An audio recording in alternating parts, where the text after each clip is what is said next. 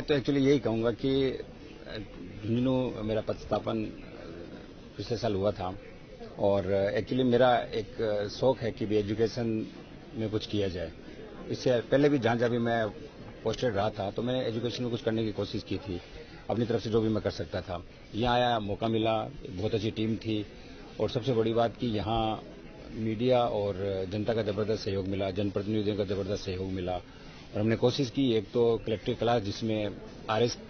Pre के लिए हमने कोशिश की थी कि एक कोचिंग हम स्टार्ट करें और मुझे ये बात कहते हुए खुशी है कि 2 बैच उस वक्त निकल गए थे और मुझे ये बात कहते हुए बहुत खुशी है कि अभी वर्तमान कलेक्टर साहब अपने दिनेश यादव साहब ने भी बहुत अच्छी तरह से उस क्लास को एक तरह से सिस्टमेटिक कर दिया उन्होंने, तो वो एक कोशिश हो रही है। इसके अलावा हमने स्कूल एजुकेशन में काफ़ी कोशिश की थी। हमने कोशिश की थी कि बाल सभाएं हैं वो सार्वजनिक स्थानों पे हो ताकि क्वालिटी एजुकेशन सरकारी स्कूलों में बढ़े। तो मुझे ये बात कहते हुए बहुत खुशी है कि जिले के सभी 1600 स्कूलों में बहुत ही ढंग से हो रही थी और अभी भी लगातार वो हो रही है। इसके अलावा भी क्वालिटी एजुकेशन के लिए काफ़ी काम किए गए थे। तो मैं समझता हूँ कि ये सारा काम टीम करती है, पूरा जिला करता है और मैं समझता हूँ कि अगर इस सब का संसद में अगर मान लीजिए इसका उल्लेख किया गया तो निश्चित रूप से इसका श्रेय वर्तमान कलेक्टर साहब को और यहाँ की पूरी टीम को जाता है। हाँ, ये मुझे भी पता लगा कि ये बहुत अच्छी बात हुई है कि यहाँ जो इनरोलमेंट इस साल, पिछले साल भी काफी अच्छा इंप्रूवमेंट हुआ था क्योंकि झुंझुनू ऐसा जिला है जहाँ इनरोलमेंट लगातार कम होता जा रहा था। उसकी वजह ये थी कि यहाँ प्राइवेट शिक्षण संस्थान काफी हैं, लेकिन यहाँ जिले में काफी लगातार कोशिश हो रही थी कि क्वालिटी एजुकेशन इंप्रूव हो और मुझे ये बात कहते हुए खुशी भी है कि पिछले साल जो प्रयास किए गए थे और इससे पहले जो प्रयास किए गए थे और वर्तमान में जो किए जा रहे हैं उनके कारण से इनरोलमेंट इस बार काफी बढ़ा है और 2 स्कूल ऐसे हुए हैं जहां 1000 से ज्यादा संख्या हुई है मतलब इनरोलमेंट की। और अभी मेरी कलेक्टर साहब से बात भी हो रही थी, कलेक्टर साहब इस बात की कोशिश कर रहे हैं कि भी एक ऐसा इंग्लिश मीडियम स्कूल जो पाली जिले में भी चल रहा है और हनुमानगढ़ जिले में चल रहा है वैसा कुछ करने की कोशिश कर रहे हैं। मैं समझता हूँ शायद उसको भी जल्दी मूर्त रूप मिलेगा। तो मैं समझता हूँ कि ये सारे जो प्रयास हैं टीम एफर्ट्स हैं और टीम के रूप में किए जा रहे हैं, तो मैं समझता हूँ इसकी हमें सराहना करनी चाहिए। वास्तव में जो भी हमारे यहाँ पदस्थापित अधिकारी रहे और उससे अधिक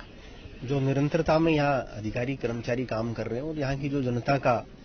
रुझान है, मीडिया का रुझान है,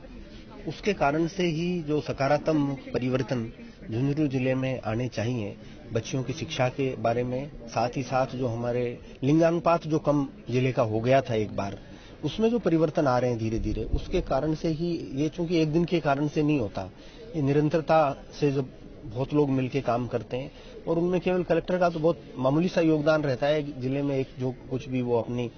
तरफ से एक प्रयास कर सके, पर अधिक योगदान तो जो यहाँ पदस्थापित लोग हैं, जो हमारे साथी अधिकारी हैं, कर्मचारी हैं, गांव-गांव में बैठे हुए हमारे जो लोग हैं और प्लस जनता और मीडिया, उसका बहुत बड़ा योगदान है। उसके कारण से एक सकारात्मक परिवर्तन इस जिले में इस चीज के लिए आ रहा है कि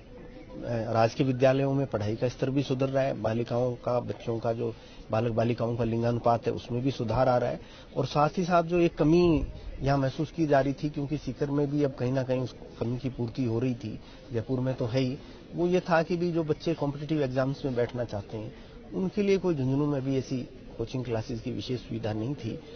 तो जिस कारण से बहुत से ऐसे माँ बाप हैं और बहुत से बच्चियों को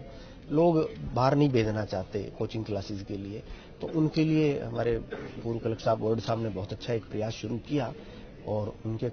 उस प्रयास को और अब आगे बढ़ा के कोशिश हो रही है कि भी उसको सिस्टमेटिक रूप इस तरह का दें कि वो फिर